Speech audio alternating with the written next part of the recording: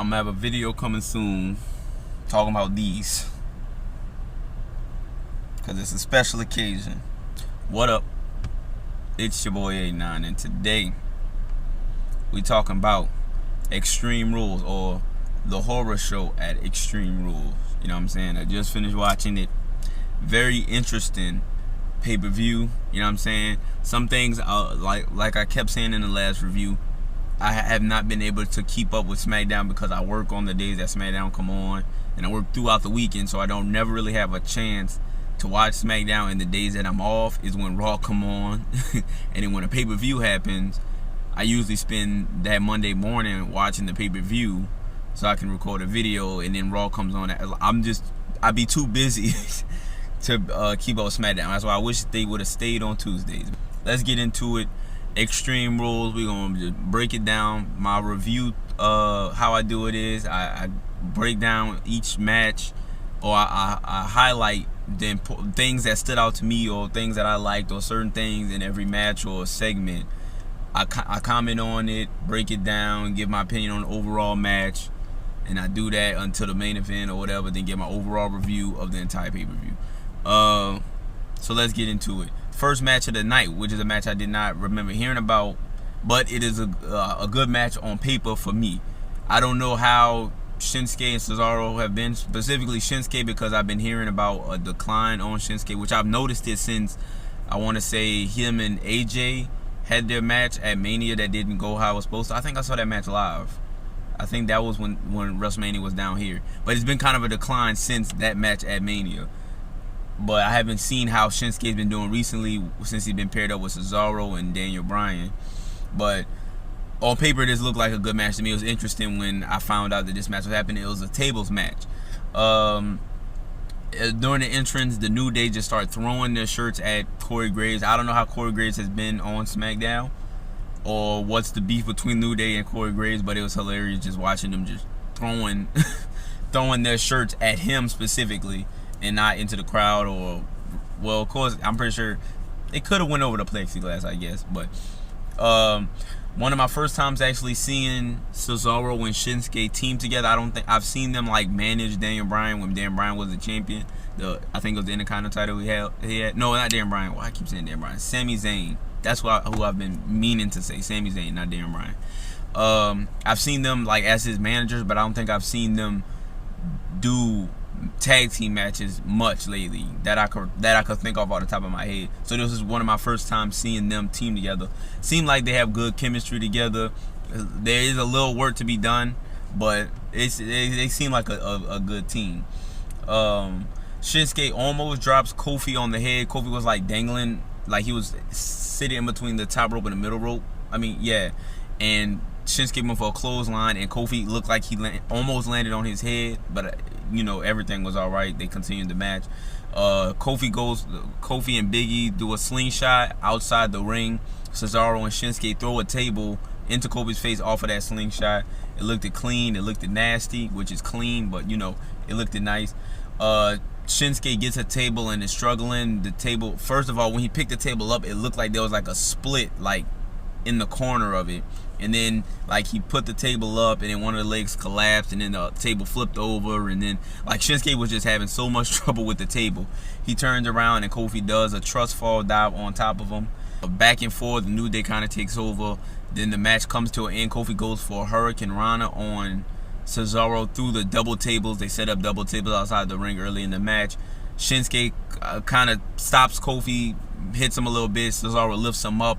A huge power bomb through the double tables outside the ring.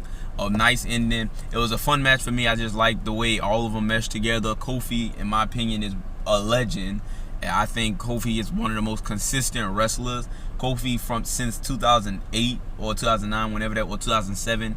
Between 2007 and 2009, whenever Kofi started, he's just always been consistent, where it's just always fun to watch. Great energy, whether he's a heel or face. I'm never bored watching Kofi. You know what I'm saying? And it's been like that for almost 15 years. So, shouts out to Kofi. Definitely a legend in not only WWE, but in the wrestling business. He for being a black wrestler, he has really just changed it. Him, Booker T, Big E. I could go with R-Truth. Just a lot of legendary black wrestlers in the past 20 years. You know what I'm saying? And that don't get the credit that they deserve. I give it a 3 out of 5. It was a fun match. I liked most of the spots, if not all the spots, besides when Kofi almost hurt himself. Or not hurt himself, but that little clothesline. I liked it, but it looked brutal. Everybody in the match I'm a fan of. I love Cesaro. I love Big E. I love Kofi. I love Shinsuke. Even though people, you know, there's been sort of a decline on Shinsuke from being in New Japan and ROH to here. I still like Shinsuke. I like his character. I just like the Prince-esque way he carries himself. Next after this goes backstage. Alexa Bliss, Asuka, Kairi Sane are all motivating Nikki Cross to win the championship, which I did not know that Asuka and Kairi Sane were any way connected to Alexa Bliss and Nikki Cross. But they were there to motivate her, say, hey, you can beat Bayley, and even if you don't beat Bayley, we will still be your friend. And this made me realize that I will marry Kairi Sane. That's what made me realize that. When she said, I will still be your friend, I was like, I love her. Then we go into Nikki Cross versus Bayley.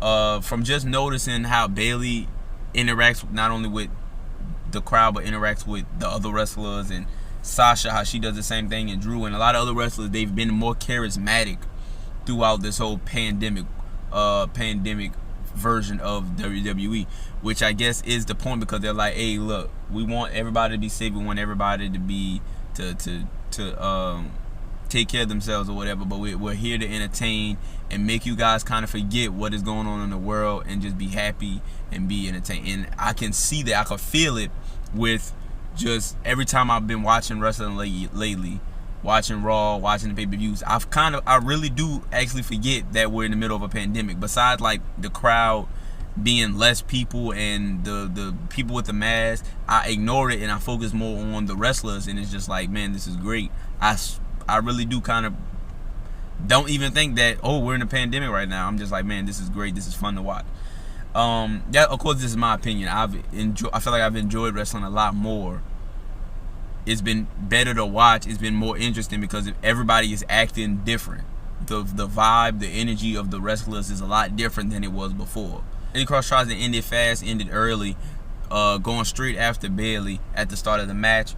Goes on to a fight, takes outside the ring, hits a beautiful tornado DDT. Looking at this, I do feel like when this is all over, when this pandemic is all over and we're able to go to see wrestling shows and stuff like that, I feel like the crowd is going to be a good month or two of just the crowd being awesome, of crowd just being loud and passionate, because everybody's going to miss being able to see live wrestling. So everybody's going to be so excited and so pumped just to see live wrestling again.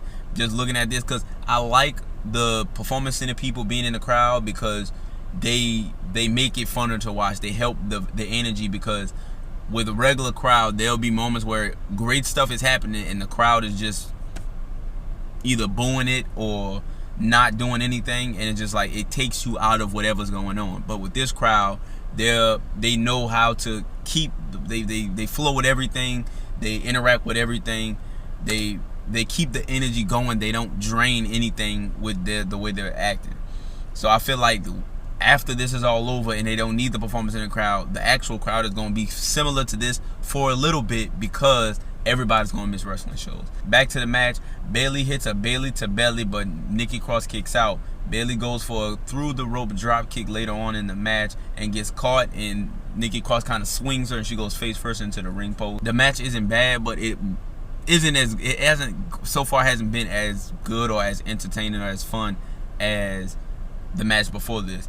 At the end we get close to the end of the match, Sasha Banks hands Bayley the brass knuckles, or the boss knuckles as I'm gonna call them. Bayley uses them and beats Nikki Cross. I give this match about a 2 out of 5. I haven't found myself enjoying many of Bayley's matches since she's turned heel. I don't even think I've enjoyed much of her before she turned heel. Bayley hasn't had many matches that stood out to me that I can remember that's been memorable for a minute. I think her last match, I can't remember who she went against last month, but she hasn't had many standout matches to me, not many memorable matches. I don't think she's a bad wrestler, but she hasn't stood out like Asuka or like Charlotte or even like Sasha Banks to me lately. And I could kind of say the same for Nikki Cross. I like Nikki Cross's character when she was a part of Sanity, and then kind of when she went on her own little thing, and then a little bit when she went with Alexa Bliss. But overall, throughout that whole thing, I liked her character, but I have not really liked her in-ring work. Everything just seems forced to me, similar to how I feel about Natalya. Everything just seems forced and not true with Nikki Cross to me. It's hard for me to kind of believe that she's this crazy girl, because she acts too much like I'm this crazy girl. I don't know. It's confusing, but I kind of feel the same way about Nikki Cross. She hasn't had many matches or have in many moments that have stood out to me. After this, we get a Bray Wyatt promo, and while listening to this promo, I realized that this is a Halloween-themed pay-per-view in July. After I know it's been called a horror show. I've seen the promo at the beginning of the show. I've seen the matches and all that stuff like that, and it didn't click until this promo that, wait a second, this is Halloween-themed pay-per-view in July, which is weird. Apparently, Apollo Crews is still hurt from the full Nelson from a month ago from Bobby Lashley, so he cannot compete against MVP tonight for the United States title, which I didn't even remember this match was supposed to be happening. I've watched Raw every single week, and for some reason, I remember MVP bringing a new United States Championship. I do remember him and Apollo Crews doing something, but for some reason, him and Apollo Crews facing for the United States title at Extreme Rules does not seem, I don't remember that being a thing. So when they came out and said, oh, the match has been canceled and he forfeits and now MVP is the new United States champion, according to MVP, I'm just like, wait, when was this even supposed to happen? I don't know. My mind just been gone lately. I don't know. After this, we get a SummerSlam promo. SummerSlam without a crowd is going to be very interesting, because SummerSlam is pretty much the summer version of WrestleMania. WrestleMania is its own thing. Like, WrestleMania is the year wrapped up together. This is the pay-per-view of the year. SummerSlam is the pay-per-view of the summer. Survivor Series, the pay-per-view of the fall. You know what I'm saying? But SummerSlam is right below WrestleMania. And WrestleMania, they made it work without a crowd. So I would love to see, I'm very interested to see how they are going to make SummerSlam work without a crowd. After this, we get the much anticipated Seth Rollins versus Rey Mysterio eye for eye match. Seth Rollins since the Shield, I like Seth Rollins since the Shield, since he started. I liked all members of the Shield, but Seth Rollins always just stood out to me because of his wrestling style of just being a high flyer, but also a technical wrestler, but also a semi powerhouse. I've liked Seth Rollins since the Shield, since he debuted. And this new version of Seth Rollins, this cult leader Seth Rollins, has been very interesting, to say the least. You know what I'm saying? And this whole story of him being this cult leader and just being evil, even though it started before this Rey Mysterio feud, what his character is right now has been defined by the Rey Mysterio feud. You know what I'm saying? He had his little issues with Kevin Owens, but it was mostly of like, Seth Rollins is trying to say that he's this savior and I'm going to try and stop him because he's really bad for people and he's not saving anybody but himself and this and that. That was pretty much the Kevin Owens thing. This has been Seth Rollins is hurting people. Seth Rollins is trying to kill people, and now we have to stop him. Like, it's escalated way past just Seth Rollins is trying to deliver this gospel and is trying to make people listen to him. It's more now like Seth Rollins is going crazy and trying to kill people. We need to stop him. And I'm glad Rey Mysterio is part of this, because Rey Mysterio, of course, is Rey Mysterio, one of the, if not the greatest high flyer of all time, and one of the greatest wrestlers overall of all time. And just watching this match, it just makes you realize, like, dang, Rey Mysterio is really just the greatest. You know what I'm saying? I like the pre-match package and how they did the split screen with half of Seth Rollins' face, half of Rey Mysterio's face.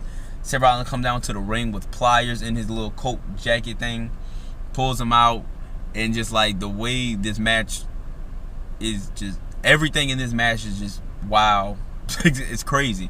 Ray comes in from behind. Seth is waiting for him. I kind of saw it coming the way Seth was waiting for him. Ray comes up from behind, start the match off.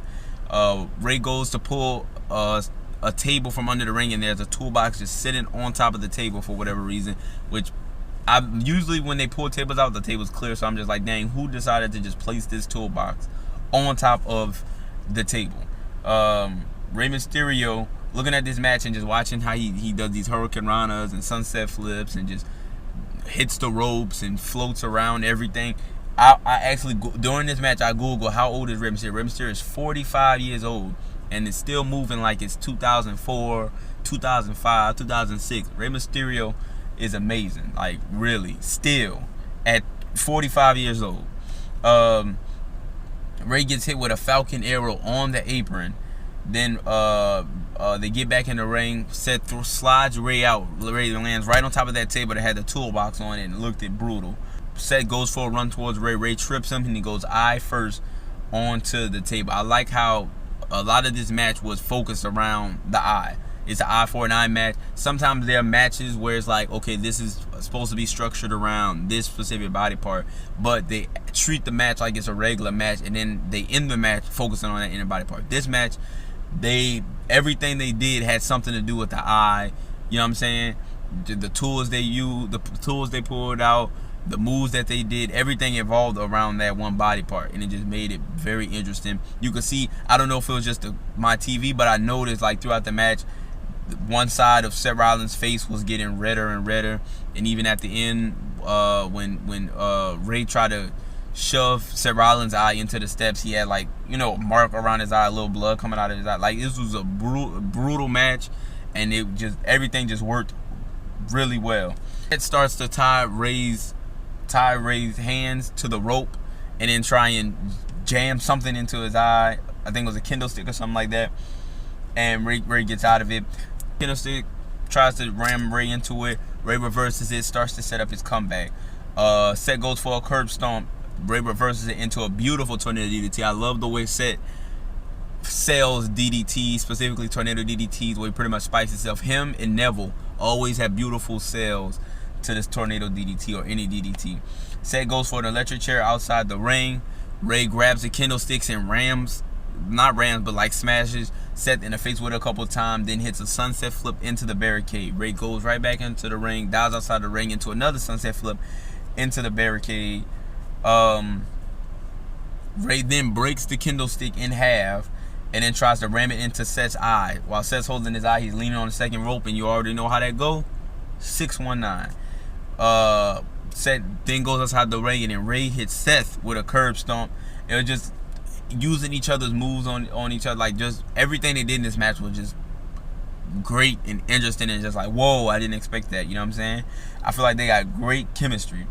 Rey goes, like I mentioned earlier, Rey pushes Seth's eye into the steps. Seth, before it gets any worse, hits Rey with a low blow and then hits him with a curb stomp. Seth pushes Rey's eyes into the step, and then Rey's eye comes out. I'm pretty sure it was a fake eye that Rey had in his eye, but it looked brutal. You could see it like dangling into his hand. Seth throws up all over the side of the ring. Just, I give it a 5 out of 5. My opinion match of the night. The storytelling, the brutality, everything in this match was just good. You know what I'm saying? I feel like this just shows that not only is Seth the best worker in the company, but Rey is also one of the best workers in the company and one of the best workers ever. Just from, this man is 45 years old putting on top tier matches like this. And the match is based on one body part. One of the smallest body parts possible. They focused on an eye and made a classic. After this, Bayley gets an interview, making it seem like she's sympathetic for Rey Mysterio, but then says, "No, Rey, you're not seeing double. I do got 2 belts."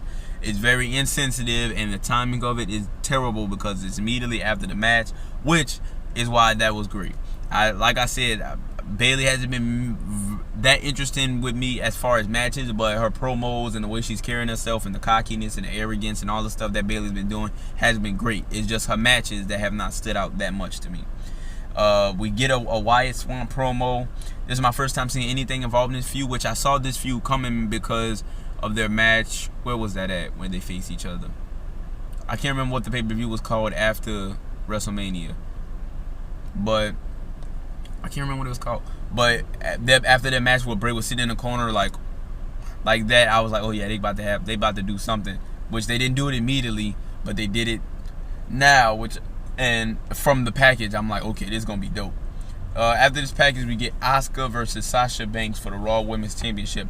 The match starts out real slow. A lot of submission holds and submission reversals and rest holds and body manipulation going on, mostly on Sasha's part. Sasha hit a springboard arm drag at the beginning earlier, and then goes for a second one and gets hit with a knee by Asuka. Sasha goes for an apron sunset flip like Mysterio did earlier. Asuka reverses it, hits her with a stomp. Kairi is on the side of the ring as a manager for Asuka, and I'm just like, man, I love Kairi. More body part manipulation. Just every time Sasha gets in control, she slows the pace of the match down, which I guess is a good thing. It's just sometimes it's not as interesting or as fun to look at. Both women go for German suplexes off the apron. Both of them reverse it.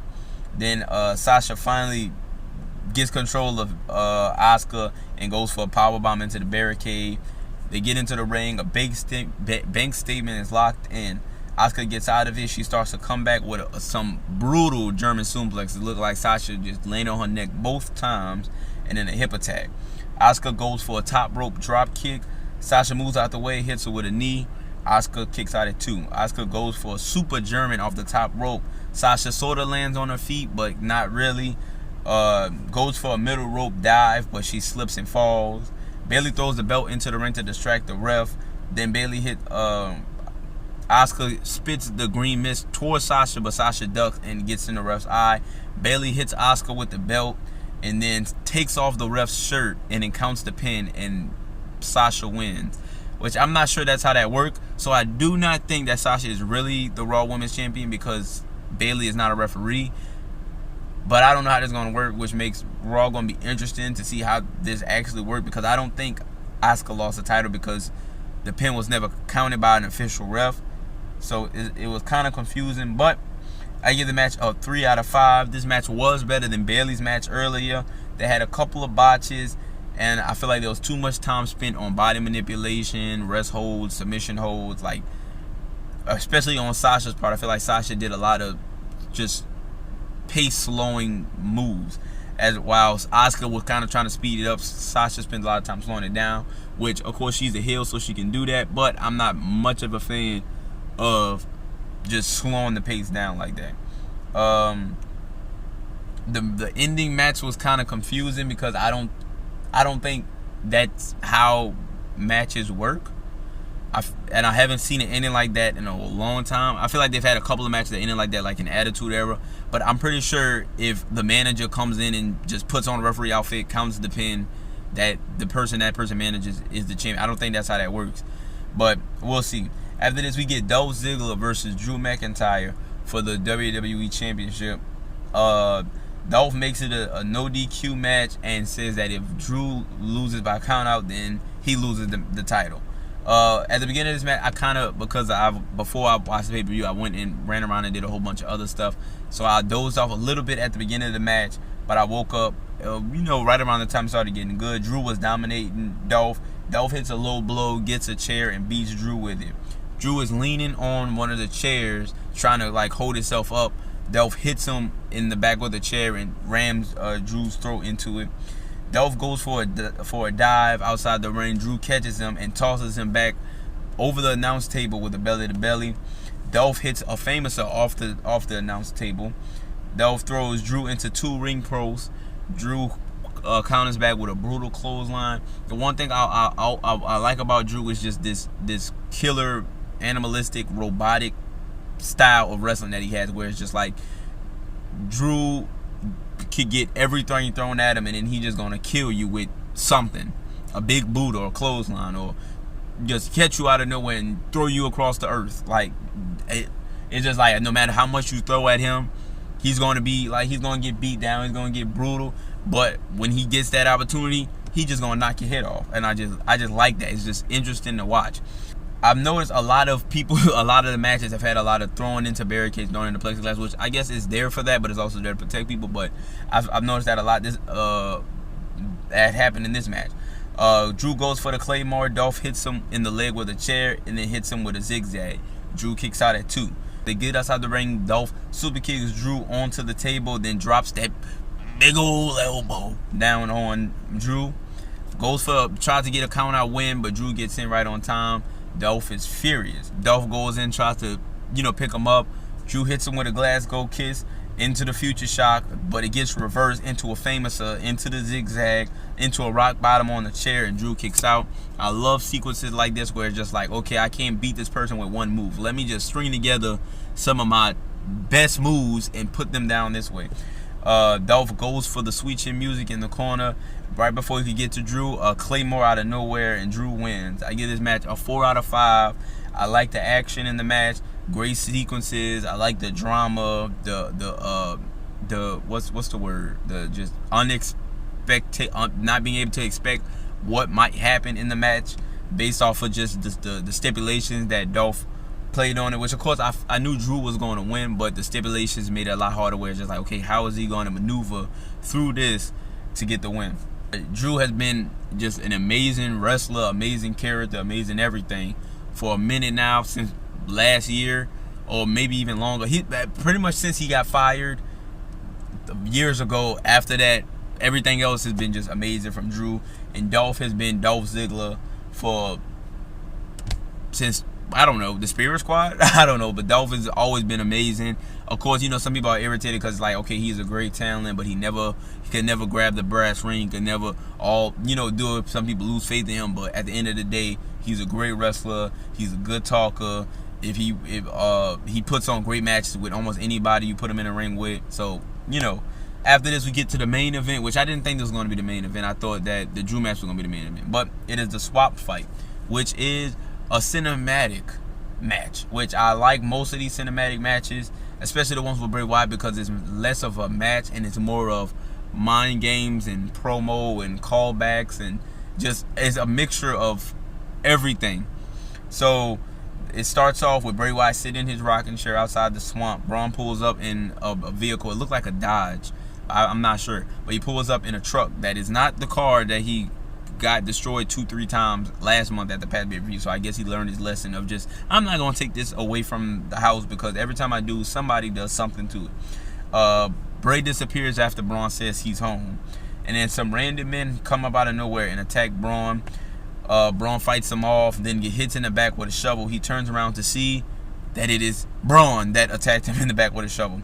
Very interesting, very crazy twist, especially at the beginning of it.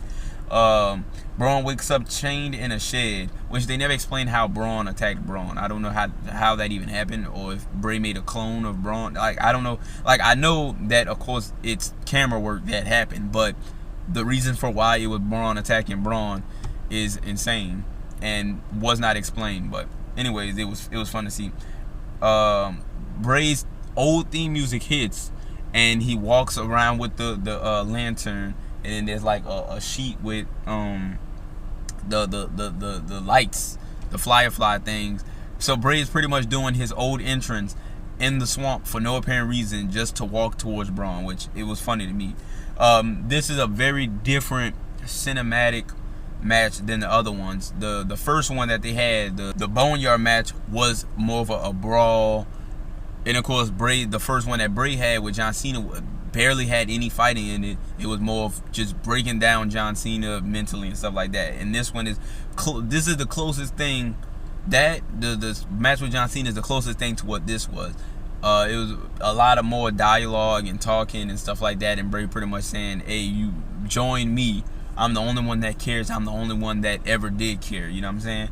Bray, it looked like Sister Abigail, somebody comes out with a serpent and brings it to a Braun. Braun gets bit with it. Then he wakes up and surrounded by fire. And then those random guys come back and try and fight Braun again. Braun fights him off, sets one of the guys on fire, and starts laughing like a maniac. All of a sudden, Alexa Bliss, dressed as Sister Abigail, or Sister Abigail dressed as Alexa Bliss, I don't know what was what, but they lure Braun in like, I know you want me, Braun. I've known it since the beginning. Come to me. Come home with me. This and that. Which is, I forgot all about Alexa Bliss and Braun Strowman's relationship or friendship or tag team that they had going on a few years ago. which, like I said, Bray always has callbacks to certain things that you might not even remember in these cinematic matches. Because I forgot all about Alexa Bliss. I'm like, why is it Alexa Bliss? And then it, had showed the callbacks to Braun and Alexa Bliss. Bray pops up behind Braun. Braun fights him off and chokeslams Bray on a boat. It floats away and then comes back, and Bray Wyatt is not on the boat. Bray then pops up behind Braun and then tries to drown him in the water. Braun gets out. They brawl on this little pier thing. Braun then kicks Bray into the water. There's a couple bubbles, and then Bray comes up, grabs Braun almost like in the claw like that the Fiend does, pulls him into the water. Then there's a couple of bubbles. Braun pops up, then gets pulled back down. Bray pops up, then pulls back down. And then there's a lot of bubbles. Then the water turns red, and then boom, the Fiend pops up. And then it ends like that. Very interesting. Very interesting. I feel like this was one of the most interesting cinematic matches since the Boneyard match, just by the way everything was structured, and especially the ending where it's just like both of them went into the water. And of course, technically Bray came out as the winner, but at the same time he didn't come out as the winner because the Fiend came up as the winner. So now you're wondering what happened to Braun. When will we see Braun? Does that make Bray the new champion? Like, very interesting. A lot of questions, but I liked it. I give it a 4 out of 5. I like how most of Bray's cinematic matches have been. How they always just involve more dialogue and more callbacks to anything and everything involving whoever he's facing. I really like this one because it had that horror vibe, but it wasn't like oversaturated horror vibe. It wasn't, crazy. It fit into the character that Bray has portrayed forever. And I feel this is way better than the Street Profits one with the motorbike ninjas and all that, whatever that was that happened last month from Backlash. So I liked it. I enjoyed it. Overall, I give the show a 3.5 out of 5. It was a lot shorter than our episode of Raw. It was about 2 hours and 34 minutes. It pretty much got straight to the point. No throwaway matches. Everything had a story. Everything had a purpose. Some of them I didn't really know much of because I haven't watched SmackDown. But everything, nothing was random. Everything was, let's get into it, get what we need done, and let's go home. It had a few dull or less interesting moments, mostly involving Bayley. When Bayley's talking and Bayley's having fun, it's cool, but her matches just